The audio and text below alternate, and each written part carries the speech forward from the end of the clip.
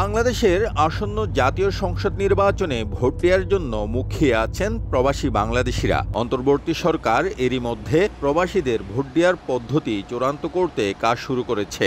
সরকার ও নির্বাচন কমিশনের উদ্যোগকে ইতিবাচক হিসেবে দেখেছেন সংযুক্ত আরব আমিরাতে বসবাসরত বাংলাদেশিরা। তবে কেবল ভোট দেওয়া নিশ্চিত নয়, জাতীয় সংসদে প্রবাসীদের পক্ষ থেকে প্রতিনিধি রাখারও দাবি তাদের। সংস্কার কমিশন ইতিমধ্যে প্রবাসীদের ভোটাধিকার নিয়ে ওনাদের যে কমিশনে সেখানে ওনারা তুলে ধরেছেন এবং এই সরকার প্রবাসীদের ভোটাধিকার জন্য কাজ করছেন। যতগুলো দল বাংলাদেশে আগামী নির্বাচনে অংশগ্রহণ করবেন, সব দল থেকে যদি প্রবাসীদের অংশগ্রহণটা নিশ্চিত করে একটা আনুপাতিক হারে, তাতে প্রবাসী প্রতিনিধিত্ব যে কোনো ভাবে হোক সংসদে পৌঁছে যাবেন। আমাদের এরকম প্রতিনিধি নাই। যদি সংসদে এরকম প্রতিনিধি থাকে তাহলে আর আমাদের সাধারণ প্রবাসীদের মানুষের দরজায় দরজায় যেতে হবে না, আমাদের পক্ষে সংসদে কথা বলতে পারবে।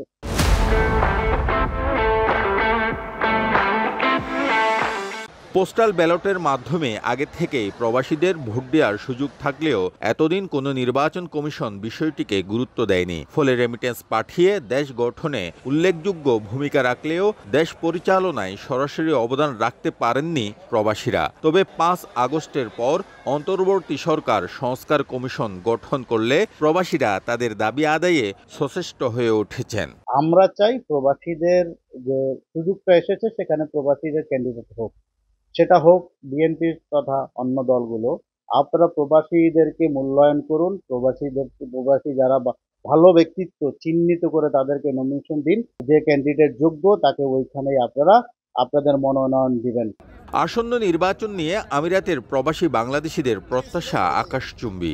সৌদি, আমিরাত, কুয়েত, কাতার, মালয়েশিয়ার মতো দেশে বসবাসরত প্রবাসীদের মধ্য থেকে প্রার্থী বাছাই করে নির্বাচনের সুযোগ করে দিতে বাংলাদেশের রাজনৈতিক দলগুলোর প্রতি আহ্বান জানান তারা। শিবলাল সাদিক, সময় সংবাদ, সংযুক্ত আরব আমিরাত।